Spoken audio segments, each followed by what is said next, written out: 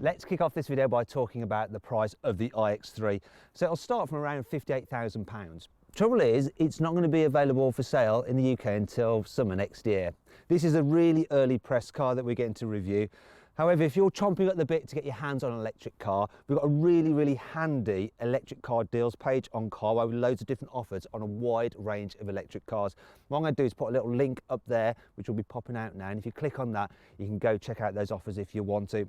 Alternatively, just stay with this video, and then maybe later you can just simply Google "Help Me Carwow." My team and I will help you choose the right car for you and get it for a fair price from one of our trusted dealers. To create this iX3, BMW has merely taken the normal X3, ripped out the engine and the gearbox, and then fitted an electric motor and some batteries to it, and job done.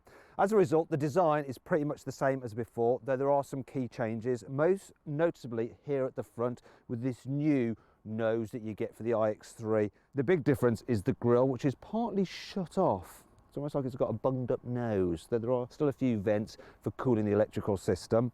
The other thing is this, look, blue around there, because in BMW world, blue relates to electricity. Now, in my world, blue refers to a certain type of movie, the kind that your dad would borrow from his friend and try and hide the video cassette in his cupboard. You'd find it, watch it with your mates, and that's how we got our sex education in the 1980s. Down the side, the major changes are these wheels, which are super aerodynamic for improved efficiency. They do look like they're going to curb super easy as well. 20 inches though, looks good. You got some more blue here. Oh, the electrical theme continues. And this vent, it's not a vent, it's fake. But it does have an eye badge on it, so that's fine. It's fine. Here at the back, the major changes are a new roof spoiler and a new rear bumper, both of which apparently improve the aerodynamics slightly over the standard X3, once again to help enhance your range. But then BMW have tried to electrify it a bit, look, with some more blue here, and then these like blue panels, which are sort of where exhaust will go on the normal X3, and obviously you've got your iX3 badging as well. I'm not entirely sure they really need to do all these extra blue bits to make it look like, oh look, it's the electric version. Just make it look like the normal X3 and then just have the different badge. Simple. What do you think? Do you agree with me? Is it unnecessary to have to really shout about being the electric model? Let me know in the comments.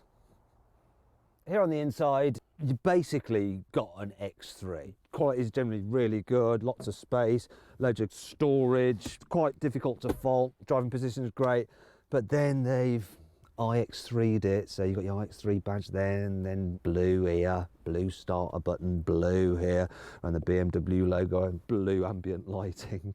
We've got blue on the dials, and even blue on the infotainment system. Normally that would be orange, the surround of the icons. You get the top of the range infotainment system though on the iX3. It's nice 10-inch screen here, 12-inch digital driver's display, and it's generally pretty good. You've got Apple CarPlay, Android Auto, both are wireless, and you've got gesture control, so you can do things like turn up the volume by doing that with your hand and turning it off like that. Oh no, it's like that. Anyway, good infotainment system. It's not the very best. I do prefer the infotainment system in the Mercedes EQC by the smallest amount.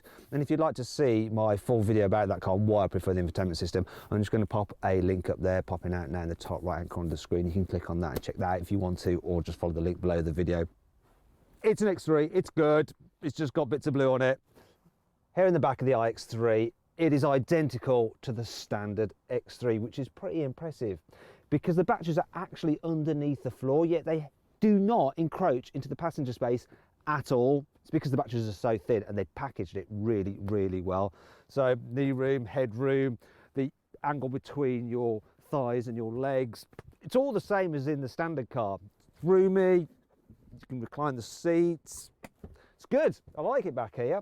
Now, if you want full details about the practicality on this car, you know, carrying 3 people in the back and all that kind of stuff, you're better off just watching my normal X3 review because it's entirely the same pretty much. So I'll put a link to that right there, popping out in the top right corner of the screen. You can watch that if you want to. Let's move on to the boot because something has changed there. Rather appropriately, the iX3, being an electric car, gets an electric tailgate as standard.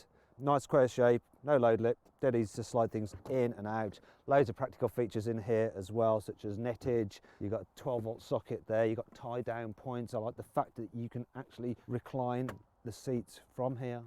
Unfortunately, you can't pull them back up, you have to go round.